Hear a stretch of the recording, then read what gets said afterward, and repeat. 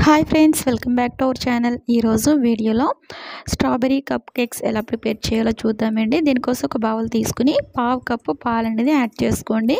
గోరువెచ్చటి పాలు అయితే యాడ్ చేశాను, ఎందుకంటే ఇందులో బటర్ అనేది యాడ్ చేస్తున్నాను. అది కరగడం కోసం గోరువెచ్చటి పాలు అయితే యాడ్ చేశానండి. అదే మీరు ఆయిల్ అనేది యూజ్ చేస్తే నార్మల్ టెంపరేచర్లో ఉన్న పాలు అయితే యాడ్ చేసుకోండి, సరిపోతుంది. ఇక్కడ నేను 1 టేబుల్ స్పూన్ బటర్ యాడ్ చేసి ఈ విధంగా కలుపుకున్నాను. నెక్స్ట్ 3 టేబుల్ స్పూన్ ఆయిల్ అయితే యాడ్ చేశానండి. మీరు కావాలంటే మొత్తం ఆయిల్ యాడ్ చేయొచ్చు, లేదంటే మొత్తం బటర్తో కూడా చేసుకోవచ్చు.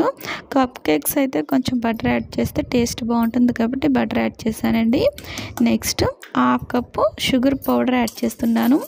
ఇక్కడ నేను మైదా వచ్చి 3/4 కప్ తీసుకుంటున్నాను, అందుకని ఇక్కడ షుగర్ పౌడర్ వచ్చి మనం 1/2 కప్ అయితే యాడ్ చేయాలండి.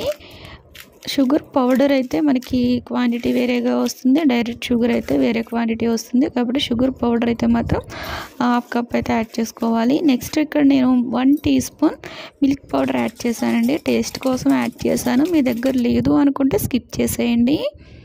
నెక్స్ట్ స్ట్రాబెర్రీ ఎసెన్స్ యాడ్ చేస్తున్నాను. 1/2 టీ స్పూన్ అయితే సరిపోతుందండి, అంతకంటే ఎక్కువైతే యాడ్ చేయొద్దు. స్ట్రాబెర్రీ ఎసెన్స్ ప్లేస్లో మీరు 1 టేబుల్ స్పూన్ స్ట్రాబెర్రీ క్రష్ అనేది యాడ్ చేసుకోండి, టేస్ట్ అయితే ఇంకా బాగుంటుంది. ఇది బాగా కలిసే విధంగా కలుపుకోవాలి. ఆయిల్ అయితే ఎక్కడ పైకి తేలినట్టు అయితే ఉండకూడదండి, బాగా మిక్స్ అవ్వాలి. అప్పుడే మన కేక్ పైన అయితే ఆయిల్ కింద ఏమీ ఉండకుండా ఉంటుంది, కాబట్టి ఆయిల్ అనేది బాగా మిక్స్ చేసుకోవాలి. నెక్స్ట్ 3/4 కప్ వరకు మైదా తీసుకున్నాను. అలాగే బేకింగ్ పౌడర్ వచ్చి 1/2 టీ స్పూన్ తీసుకున్నానండి. బేకింగ్ సోడా 1/4 టీ స్పూన్ తీసుకున్నాను. ఇవి కూడా మనం డేట్స్ అయితే చూసుకోవాలండి. డేట్ అయితే అయిపోయింది అనుకోండి, కేక్ అనేది సరిగ్గా పొంగదు, సరిగ్గా రాదనమాట. అందుకని baking powder, baking soda, dates అనేవి చూసుకోండి. ఇప్పుడు ఒక జల్లెడ పెట్టుకొని ఈ డ్రై ఇంగ్రీడియంట్స్ అన్నిటినీ ఈ విధంగా యాడ్ చేసుకుని జల్లించుకోవాలి. ఇలా స్పూన్తో చేసుకుంటే బయటకైతే రాకుండా ఉంటుందని ఈ విధంగా జల్లిస్తున్నానండి. సో ఆయిల్ మాత్రం బాగా మిక్స్ అయ్యే విధంగా కలుపుకోవాలి, అప్పుడే కేక్ పైన ఆయిల్ కింద అంటుకోకుండా ఉంటుంది. అందుకనే పదే పదే చెప్తున్నానండి. కొంతమందికి పైన మనకి ఆయిల్ కింద వచ్చేస్తుంది కేక్ పైన, అలా రాకుండా ఉండాలంటే మాత్రం ఆయిల్, షుగరు బాగా మిక్స్ అయ్యే విధంగా కలుపుకోవాలి. నేను ఇక్కడ బెలూన్ విస్కర్ అయితే తీసుకున్నానండి. దీంతో అయితే ఉండలు కట్టకుండా వస్తుంది, అందుకని దీంతో నేను కలుపుకుంటున్నాను. సిలికాన్ స్పాచులా కూడా యూజ్ చేసుకోవచ్చు, దానికంటే కూడా దీంతో అయితే బాగుంది. నెక్స్ట్ 1/2 టీ స్పూన్ వెనిగర్ అయితే యాడ్ చేశానండి. వెనిగర్ యాడ్ చేసిన తర్వాత ఎక్కువగా అయితే మిక్స్ చేయకూడదు. నాకు కొంచెం పాలు అయితే పడతాయి అనిపించింది, అందుకని ఇంకో టేబుల్ స్పూన్ పాలు అయితే యాడ్ చేశానండి.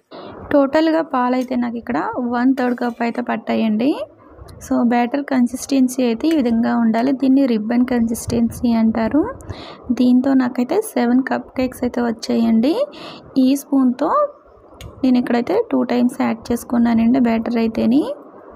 ఇందులో నేను క్రీమ్ అయితే యాడ్ చేస్తాను కాబట్టి 1/2 వరకు మాత్రమే ఇక్కడ నేను బ్యాటర్ అయితే యాడ్ చేశానండి.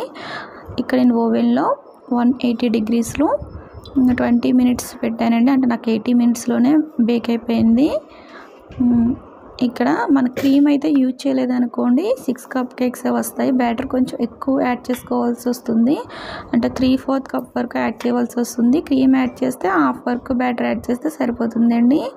సో నేను ఈ విధంగా కొంచెం హోల్ చేసి ఇందులో స్ట్రాబెర్రీ క్రష్ అయితే యాడ్ చేస్తున్నానండి. ఇందులో మన స్ట్రాబెర్రీ క్రష్ యాడ్ చేయకపోయినా పర్వాలేదు, డైరెక్ట్గా మనం విప్పింగ్ క్రీమ్ అయితే పెట్టేసుకోవచ్చండి. మనం ఎసెన్స్ అంటే బ్యాటర్లోనే మనం స్ట్రాబెర్రీ క్రష్ యాడ్ చేస్తే ఇంకా టేస్ట్ బాగుంటుంది. ఎసెన్స్ యాడ్ చేయకుండా స్ట్రాబెర్రీ క్రష్ మన బ్యాటర్లో మిక్స్ చేసుకోండి, 1 టేబుల్ స్పూన్ అయితే ఇంకా బాగుంటుంది. నేను విప్పింగ్ క్రీమ్ అయితే ఫస్ట్ ఇలా పైపింగ్ బ్యాగ్లో యాడ్ చేసుకున్నానండి. నెక్స్ట్ రెండో పైపింగ్ బ్యాగ్లో నాజిల్ పెట్టుకొని అందులో ఈ పైపింగ్ బ్యాగ్ని పెట్టేసుకున్నాను, క్రీమ్ పెట్టుకున్న పైపింగ్ బ్యాగ్ని.